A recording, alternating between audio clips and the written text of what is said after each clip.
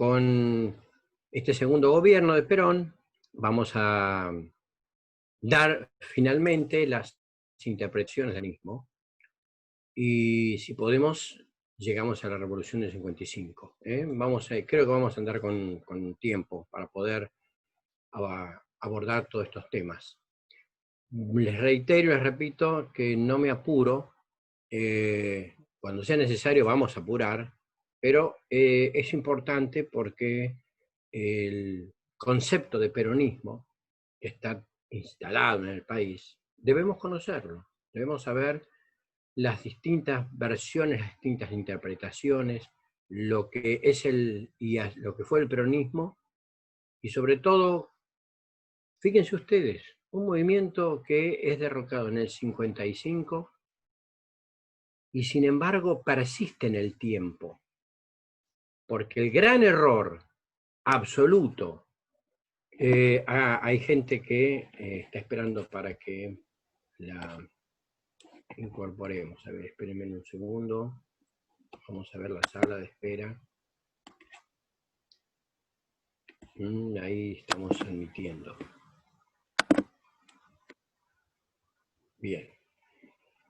Entonces, les decía que es muy importante analizar un movimiento como el peronismo, que desde el 55 en adelante determina que vuelva 17 años después.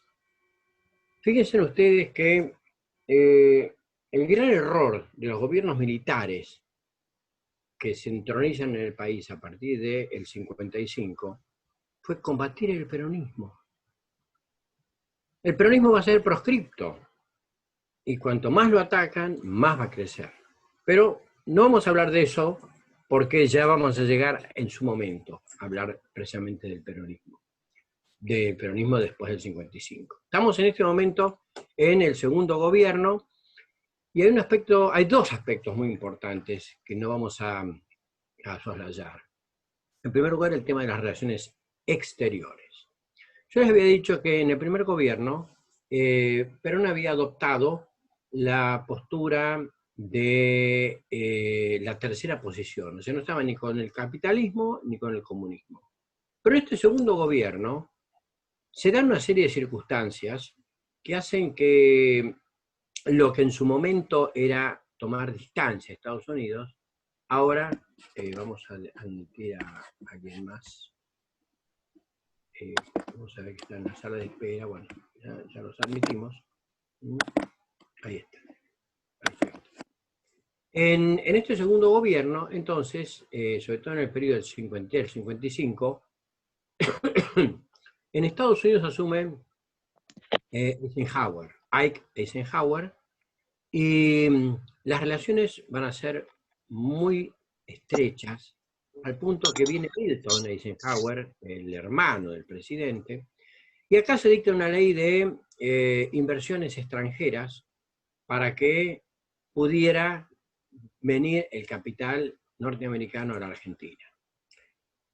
Quiero aclarar una cuestión muy importante en materia económica. El segundo gobierno de Perón paga toda la deuda externa de la Argentina. La Argentina, por primera vez en su historia, desde 1822, que se había celebrado el tratado con la Baring Brothers, Argentina paga, en la época de Perón, paga toda la deuda externa. Va a terminar este segundo gobierno con una deuda contraída con el Sims Bank porque hubo problemas con el segundo plan quinquenal. Esa deuda va a ser de 57 millones de dólares. O sea, el peronismo termina con una deuda de 57 millones. Atención a esto que voy a comentar ahora. Fíjense, 55, 56, 57, 58, el gobierno de la Revolución Libertadora le va a entregar el poder formal, porque en realidad lo que va a venir van a ser presidencias tuteladas, a Arturo Frondizi. Perón deja el país con 57 millones de dólares y Frondizi lo recibe 3 años después con 1.051 millones de dólares. Y eso tiene una explicación. Porque la Argentina de la Libertadora ingresó al país en el Fondo Monetario Internacional. Y Perón se había opuesto sistemáticamente a firmar los convenios de Bretton Woods. Después vamos a conversar sobre este tema porque merece un apartado especial. Entonces, las relaciones con Estados Unidos son buenas, pero lo que va a determinar las relaciones exteriores, si la historia se repite, es cierto, tiene razón, Lisandro. Lo que va a determinar el norte del gobierno de Perón es el ABC. O sea, Perón se empeña en que se forme un bloque en América Latina integrado por Argentina, Brasil y Chile, el ABC. Y a esos efectos él firma con Brasil y firma con Chile sendos convenios comerciales. Sobre todo en Brasil había una figura muy preponderante que era muy similar al gobierno que había y que estaba instaurando Perón en Argentina. En Brasil estaba Getúlio Vargas. Entonces, las relaciones con Brasil van a ser buenas. También van a ser muy buenas las relaciones con Paraguay, porque Perón tuvo una actitud de grandeza. Un tema que no van a ver conmigo, sino con alguno de los adjuntos, es el problema de la famosa guerra de la Triple Alianza durante el gobierno de Mitre. Empezó con el gobierno de Mitre y terminó con el gobierno de Sarmiento. La guerra de la Triple Alianza, que se llamó así porque unió a Argentina, Uruguay y Brasil en contra de un país hermano, contra el Paraguay. En realidad fue una destrucción. Fue una masacre. Y en realidad fue una guerra fratricida, porque peleamos contra un país hermano. Mitre, como generalmente gustaba decir esas frases así, dijo, en 2 días estamos en la Asunción del Paraguay y en 5 días terminamos la guerra. ¿Sí? Duró 5 años la guerra. Empezó en 1865 y terminó en 1870. Empezó con el gobierno de Mitre y terminó con el gobierno de Sarmiento, como les decía. Perón tuvo un acto de grandeza muy grande. Le devolvió al Paraguay las banderas que habían sido tomadas como trofeo de guerra en la guerra de la Triple Alianza. Y eso fue un acto que el Paraguay lo reconoció mucho. Lo reconoció mucho por entonces si se puede decir así porque se perpetuaba en el cargo, el dictador Stroessner. Pero eso generó unas muy buenas relaciones con el Paraguay. Es decir, que Argentina se insertó con sus países limítrofes. Firmó entonces, incluso en el Paraguay había un presidente de nombre Chávez, y con él se firmó también un convenio comercial.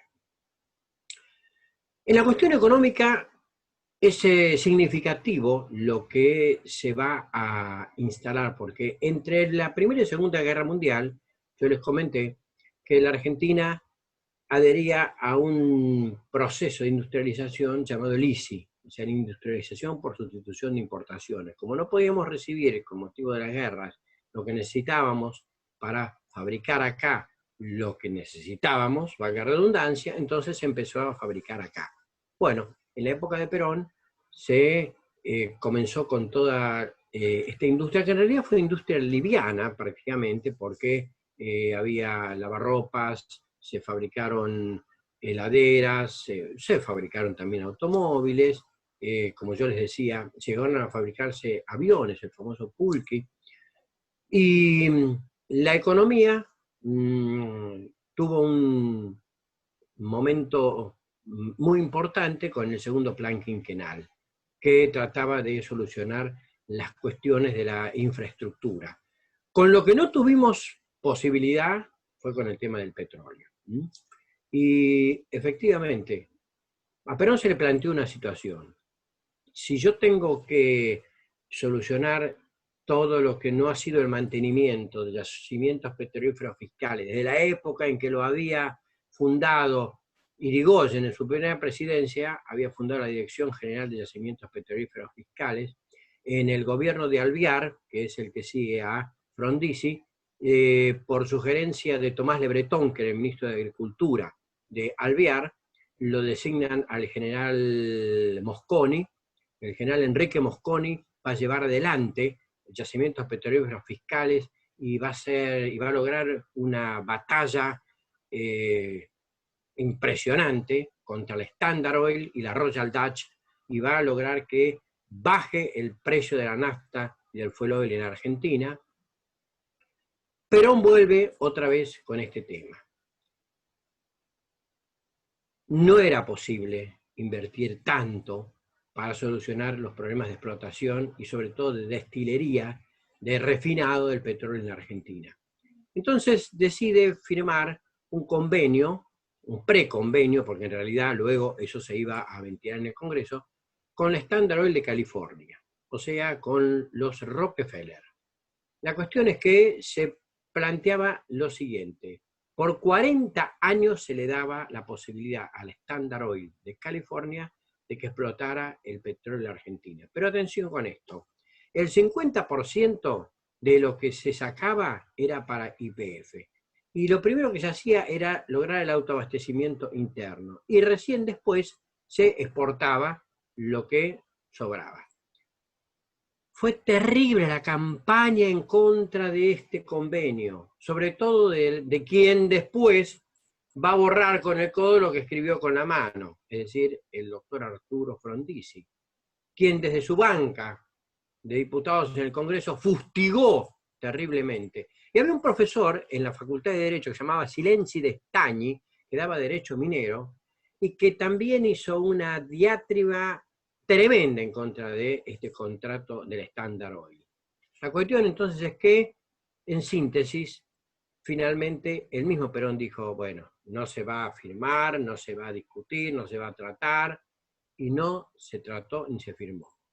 Pero la relación con la Iglesia, por la ley 14394, como le decía, la ley de profilaxis, y otra ley más, que fue la ley de educación laica, porque hasta ese momento lo que se establecía era que en los colegios se podía enseñar la enseñanza católica. Bueno, se volvió sobre la 1420, aquella ley de la generación del 80, y entonces esto determinó que la Iglesia se enojara seriamente en contra de Perón. Bien.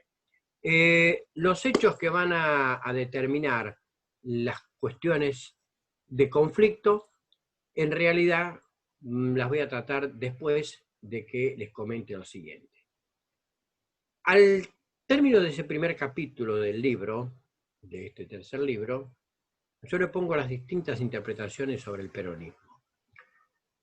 Quien fuera en su momento ministro de la Corte, el doctor Fay, escribió una obra impresionante, en realidad es una cosa así. Yo no suelo acá mostrar libros, salvo el que les he mostrado que escribí, porque si no estaría permanentemente interfiriendo en la clase. Pero en mis clases, normalmente cuando son presenciales en la facultad, llevo estos libros, voy con una valija que parece de representante médico, y entonces voy sacando libros y los voy leyendo y los voy mostrando. Bueno, el libro este de Fay, La naturaleza del peronismo, hace una alusión a qué es considerado o qué interpretaciones se le da al peronismo. Hay quienes dicen que el peronismo, y esto lo dice Fay, es un fascismo. Y es un fascismo porque en realidad él tomó mucho del Duce. Sobre todo, fíjense que en la Constitución del 49 no está el derecho a huelga porque Perón le sugirió a Arturo Sampay, el constitucionalista que era su mano derecha, de que trajera a la Constitución del 49 un documento que había dado el Duce para la Italia de Mussolini, que se llama Carta del Lavoro. Bueno, en esa Carta del Lavoro, el Duce decía que no había derecho a la huelga, porque no podía ser que pararan servicios que podían ser servicios públicos esenciales, como por ejemplo justicia, seguridad, salud, educación. Entonces, Perón se hizo cargo y eco de eso, entonces prácticamente no se instaló, no se permitió eso. Pero lo que yo les quería decir es que se ha dado la interpretación de que el peronismo es un fascismo. Yo al final del libro, a lo último, hago una especie de valoración, como lo he hecho en cada uno de los capítulos del primero y segundo tomo también, y llego a la conclusión de que el peronismo fue un fascismo de bastante teñido de ciertos aspectos religiosos, o sea, es de corte católico, un fascismo católico sería. Porque evidentemente al tomar la Constitución del 49, él toma el aporte de la doctrina social de la Iglesia. Y de hecho, las relaciones con la Iglesia habían sido muy buenas. Siempre digo, otro tal vez hubiera sido la situación del peronismo si no se hubiera muerto Eva. Eva tenía su sacerdote de cabecera con el que se confesaba, o sea, tenía sus cosas, pero era muy católica, era muy cristiana apostólica romana, Eva. Hay quienes dicen que el peronismo se debe interpretar como un bonapartismo, porque, a ver qué dice Lisandro, en mi opinión, más bien un nacionalismo, sí, queda a criterio de cada uno de ustedes. Yo al final de ese primer capítulo les pongo todas las interpretaciones que se han dado sobre el peronismo. Hay quienes dicen que es un bonapartismo, porque lo comparan con el gobierno de Napoleón Bonaparte III, que gobernó apoyado en el ejército y en las clases pudientes. Y Alberto Siria, con un criterio que también es sostenido por Gino Germani, en un libro impecable, Democracia de Masas.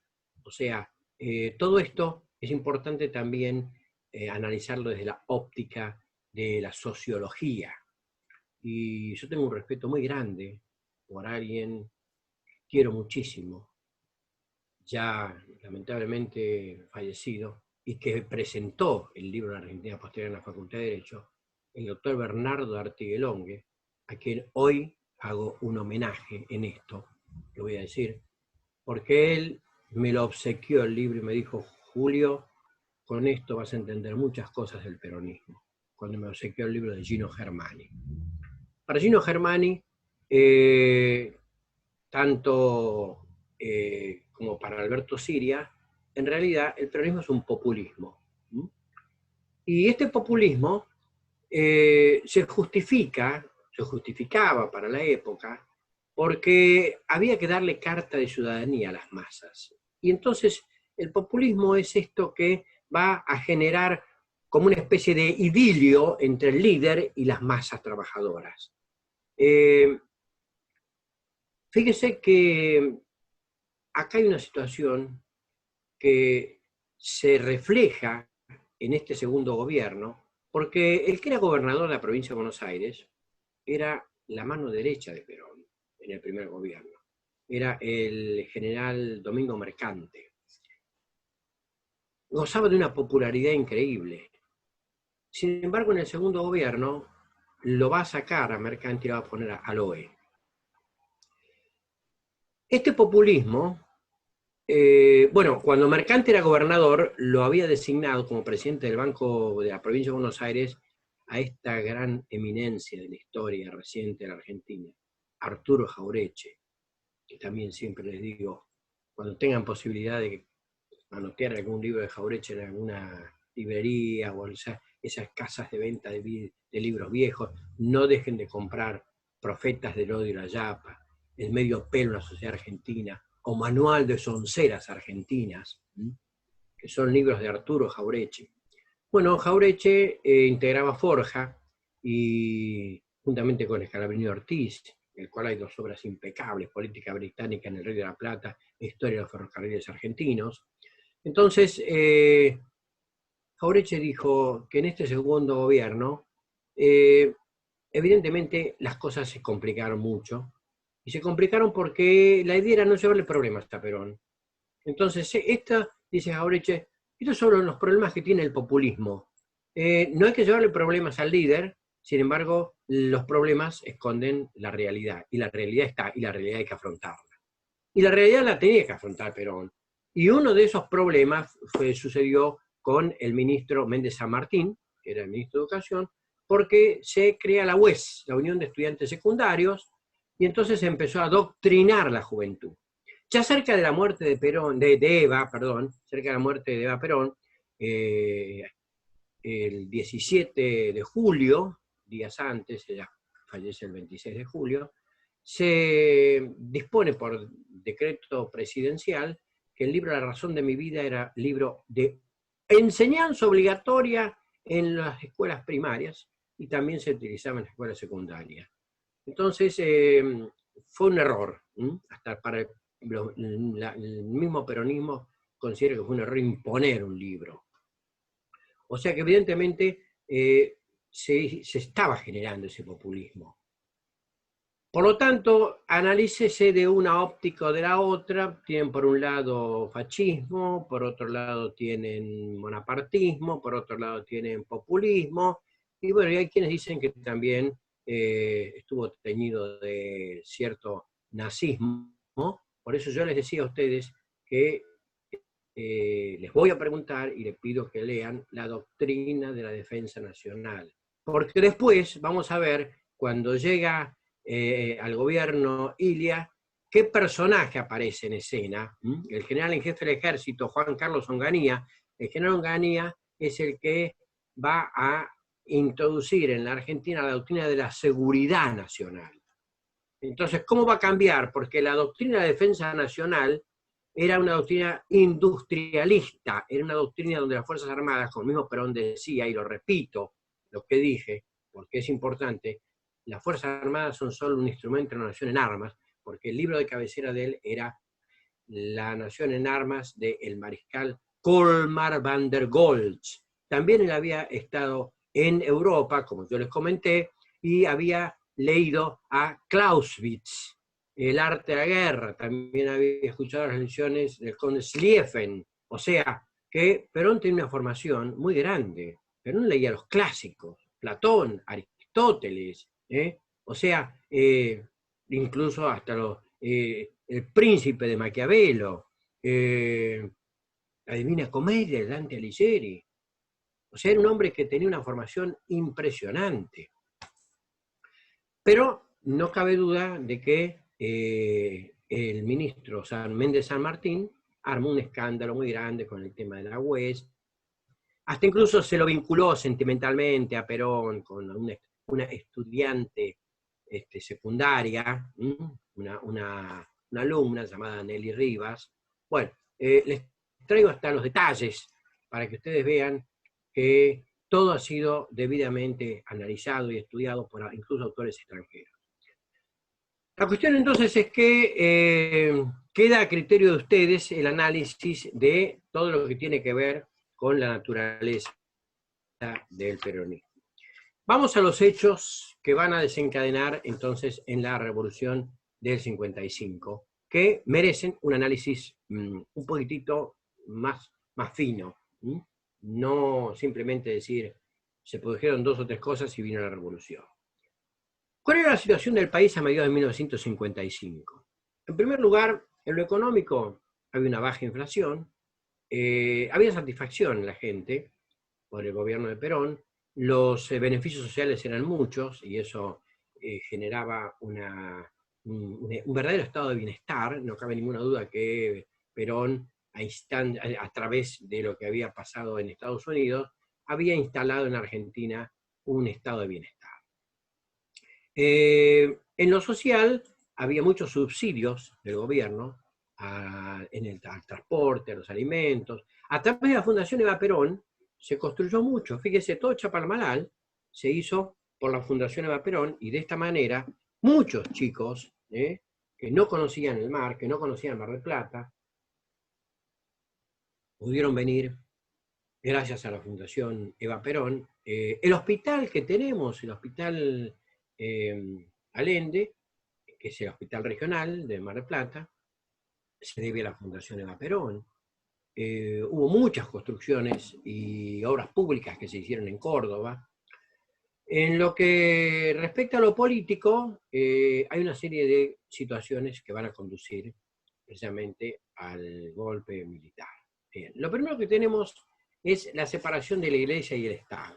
Como yo les decía, la fecha va a ser la celebración de Corpus Christi, 11 de junio de 1955.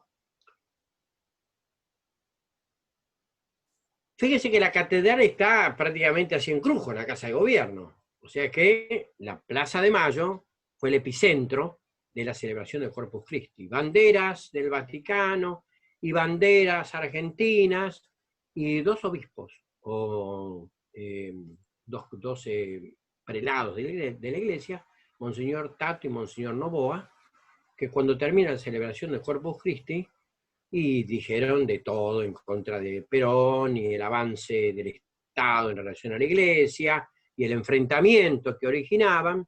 Bueno, cuando termina la celebración de Corpus Christi el día 11, toda esa cantidad de gente se va por la Avenida de Mayo hacia el Congreso. Cuando llegan al Congreso se produce este hecho que les voy a comentar y que el que lo refleja realmente como fue es el historiador Kraus-Waller, historiador norteamericano. Resulta que había en la entrada, luego de subir las escalinatas al Congreso, había una estatua de Eva, un busto de Eva, y una lámpara votiva. Una lámpara votiva le llaman a una lámpara que tiene una mecha que está permanentemente encendida, pero que es de fuego. O sea, en vez de tener una luz, es una lámpara con una llama de fuego porque tiene una pequeña conexión de gas. Bueno, un joven agarró con una bandera argentina, empezó a hacerla flamear, pretendiendo apagar esa llama, y no la apagó. En realidad lo que sucedió fue que se empezó a quemar una bandera, la bandera argentina. Bueno, cuando se empezó a quemar la bandera, se dispararon cada uno para un lado, unos para un lado, otros para el otro. Al día siguiente aparece en los diarios una foto en la cual Perón y sus ministros y el jefe de la Policía Federal están mirando la bandera chamuscada. El peronismo dijo que la culpa de haber quemado la bandera la tenía la oposición. Y bueno, me quedan 10 minutos para que termine de contar los momentos previos a lo que va a ser el golpe del 55. Como ustedes ven, no es sencillo y necesito que ustedes vayan conociendo todo esto. No es sencillo avanzar. La oposición dijo que la bandera la habían quemado para responsabilizar a la oposición, integrada por supuesto por el elenco católico e integrada por las fuerzas opositoras en lo político y sobre todo y fundamentalmente por la Iglesia.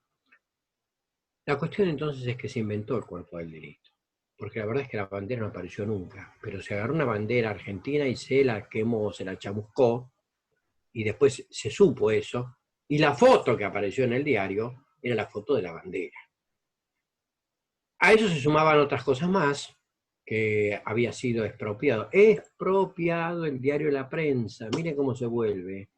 Miren cómo se vuelve sobre cosas que han pasado en la historia. En la época de Perón hubo muchas expropiaciones de empresas. O sea, directamente se hacían como se pretende hacer esto hoy de Vicentín. No estoy nada más que reflejando y contando lo que me costó mucho establecer como verdad histórica. No tomo partido ni a favor ni en contra. Trato de ser lo más objetivo posible. Además no soy peronista, ni soy antiperonista. Quiere decir que soy un inquieto historiador en el sentido de la historia del derecho, de hace 36 años estudiando esta materia y seguir investigándola. La cuestión entonces que este es un hecho terrible y por eso quiero prácticamente casi terminar con esto. La fecha va a ser 6 días después, o sea, exactamente vamos a hablar del 16 de junio. Se fija el 16 de junio una marcha y una gran concentración en la Plaza de Mayo, debido a que el día 11 se había quemado esa bandera, una marcha de desagravio a la bandera nacional. Bien, viene una cantidad de trabajadores que son conducidos por camiones hasta la Plaza de Mayo, que vienen para homenajear a Perón, pero en realidad la idea de las Fuerzas Armadas, sobre todo de la Fuerza Aérea, era otra: asesinar a Perón. La cuestión es que desde tempranas horas de la mañana ya empieza a llegar gente hacia la Plaza de Mayo. 16 de junio de 1955, hacia el mediodía, se produce un vuelo rasante de aviones Cluster Meteor. Acá en el aeropuerto de Mar del Plata había un avión, ahora lo han sacado, un Cluster Meteor, de esos que se habían comprado a Estados Unidos, aviones de la Segunda Guerra Mundial. Vuelo rasante, empiezan a atravesar la Plaza de Mayo, llena de trabajadores, alumnos, en pleno gobierno democrático. Se asesinó, se fusiló desde el aire a trabajadores argentinos. El parte oficial habló de 200 muertes.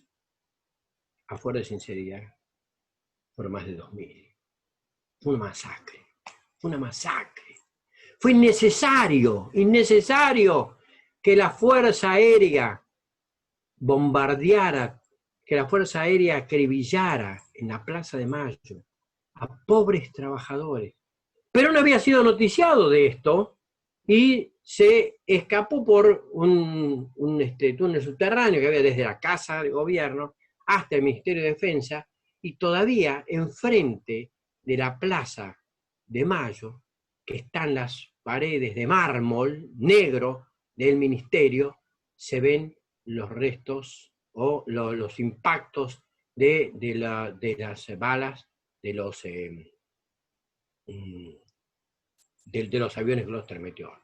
Por supuesto que todos esos aviones se fueron todos a Uruguay y obviamente que la revolución pretendida, a Perón no lo mataron, pero a partir de junio empieza desde ese día una situación tremenda en Argentina. El peronismo, como represalia, quemó la curia metropolitana, quemó el local de la Unión Cívica Radical, entró, hicieron desmanes en la catedral, rompieron, quemaron, se quemó la biblioteca municipal. Bueno, el país estaba en una situación realmente una tea encendida. Todo esto no le hacía nada bien al país. La oposición empezó a hablar, Arturo Frondizi se empezó a expresar, Solano Lima también se empezó a expresar, el socialismo, a través de la palabra de Alfredo Palacios, también dio sus opiniones. Entonces Perón, con un discurso conciliador, llamó a la reflexión, a que no se tomara ninguna determinación, de que se tratara en lo posible de calmar los ánimos, y ofreció renunciar, pero no ofreció su renuncia. la CGT directamente se opuso en forma absoluta y entonces fue a presionarlo a Perón para que hiciera algo. Entonces Perón da un discurso en la Plaza de Mayo y en esos sucesos previos a 1955, el 5 de julio, Perón dice, anhelamos la paz, dice, pido a los compañeros una tregua. Sin embargo, lamentablemente, toma una determinación el 1 de septiembre, Perón de la Casa de Gobierno dice, me dicen a mí que yo empiece por dar leña, denle ustedes, por cada uno de los nuestros que caiga, caerán 5 de los de ellos. Perón llama a la rebelión. Perón desde la Casa de Gobierno amenaza. Perón incita a la violencia. Ya falta muy poco para que se produzca el golpe militar, que en los días de septiembre, exactamente, la revolución del 16 de septiembre de 1955 va a terminar con este segundo gobierno de Perón. Va a asumir el general Eduardo Lonardi, pero el análisis de la proclama y de las cosas que dice, y dado que me queda 1 minuto y medio, me ponen en la circunstancia de que sea más conveniente el próximo viernes analizar bien las cosas, porque empieza otro capítulo importantísimo en la historia reciente de la Argentina. Va a empezar el gobierno de la Revolución Libertadora, que va a ser terriblemente implacable, que va a ser de una perversidad y que va a originar en la Argentina que se produzca una grieta, una división muy grande. Los argentinos arrastramos odios y arrastramos rencores que no son nuestros. Tenía razón, así lo decía Esteban Echeverría en el Dogma Socialista. Chicos, estimados alumnos, para mí es un gusto, como siempre, hablarles de esto. Estudien con entusiasmo, no piensen nada más que están conociendo la historia de su país. Yo me despido de ustedes, muchas gracias Nico como siempre, nos vemos el lunes que viene para Economía y con ustedes el viernes que viene en Historia Constitucional e Historia del Derecho. Que tengan muy buen fin de semana y feliz Día del Padre para todos los padres. Perfecto, Julio, nos estamos viendo. Buen fin de y feliz día para vos también. Bueno, Feliz Día del Padre, Julio. Muchas gracias, profesora Mariel Martín, magíster. Es un gusto que haya compartido la clase conmigo. Ayer di clase de Zoom, pero la verdad que no supe grabar, me parece. No sé si algún alumno lo pudo grabar. Me dice Nicolás Bueno, que no se puede. Bueno, avíseme la próxima porque ya se está terminando. Así la escucho yo, porque también es un gusto escucharla. Un gusto, Mariel. Gracias, Un beso gracias. grande, Un abrazo. Muy buena profesora.